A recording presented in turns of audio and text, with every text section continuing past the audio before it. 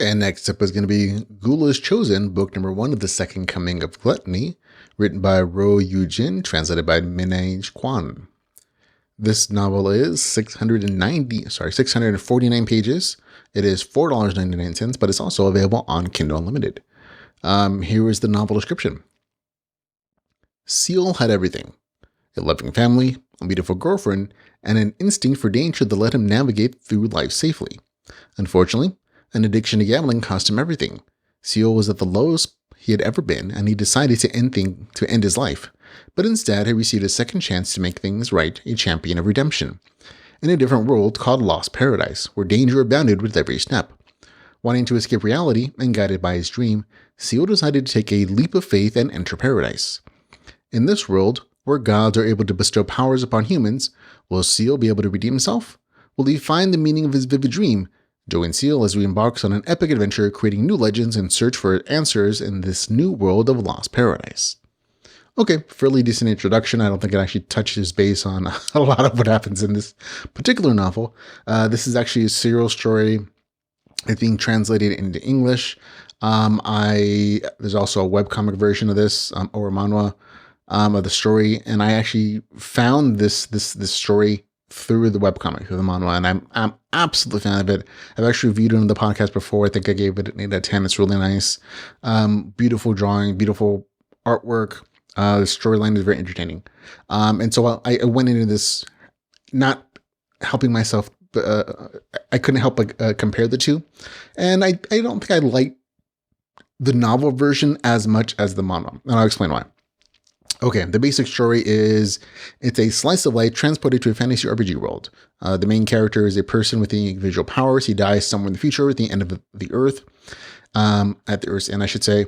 And because he's one of the last survivors, gets a chance to get part of his memories and feelings sent back to the start of his adventures.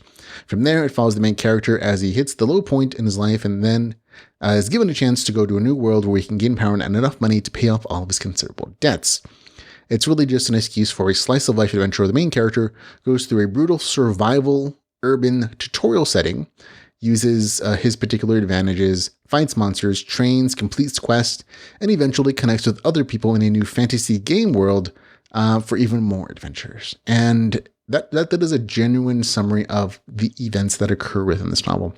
The novel covers a much larger spectrum of the storyline than the webcomic version does.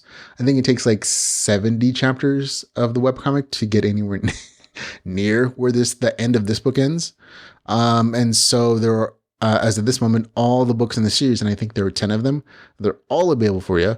So it's one of those series where you don't have to wait for new ones to come out. You can just go and enjoy them.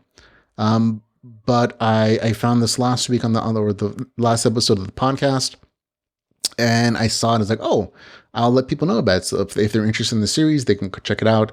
And I read this one myself to actually give it a proper review, and I enjoyed it. The novel follows the same storyline as you get from the webcomic, or I should say vice versa. The webcomic follows this storyline, but I'm noting the differences between the two. For me, it was that there's more dialogue in the novel version. There's more internal dialogue. You get more thoughts on the main character, and I actually really enjoyed the extra layer of information and some of the more graphic descriptions of combat versus the more visual descriptions in the webcomic version. And I really appreciate the artistry in the webcomic, but it's probably what pushes it a little bit above my enjoyment of the novel version.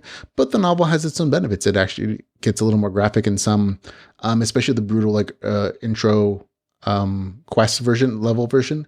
That's definitely more graphic in the novel. So if you enjoy that stuff, great.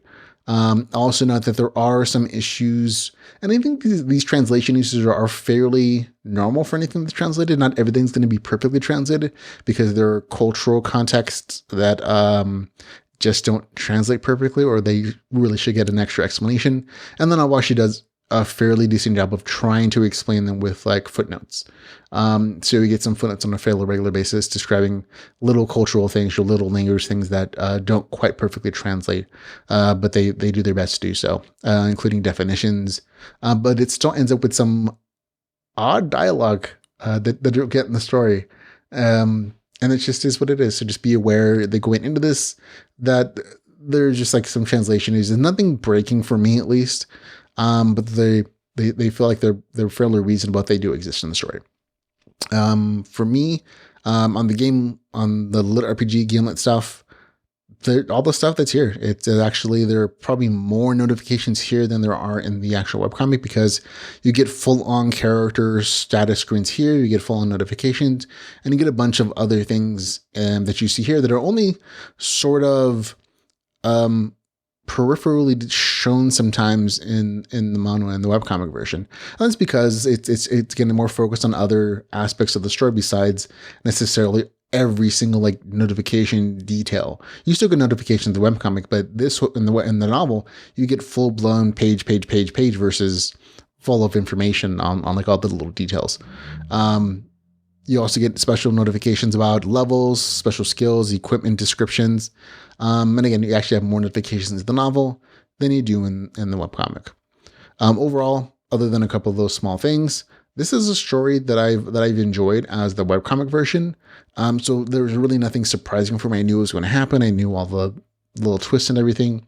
And I think if I had come to this novel first, I'd probably give it a higher score, but because I'm comparing it to something I really enjoy, which is the manga webcomic version, I just didn't quite enjoy it because, again, nothing was really surprising. But again, on the plus side, you have 10 whole full novels. Like I said, the webcomic version covers this entire book and then some extra. I highly doubt that it goes past volume 2 in the series, and there are a whole 10 of them. So it's going to take possibly years for the webcomic manga version to catch up to this particular series.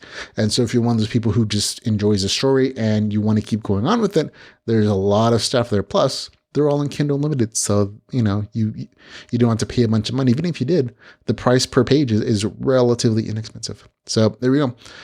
For me, it gets to go a 7.3 out of 10. Had a good time with it. Again, loses a little bit because of a few issues, but still had a really good time with it. Could highly recommend it if you've never read the webcomic version. You want something that's translated from another language, and so you feel a different cultural context. You'll probably enjoy this a little bit more.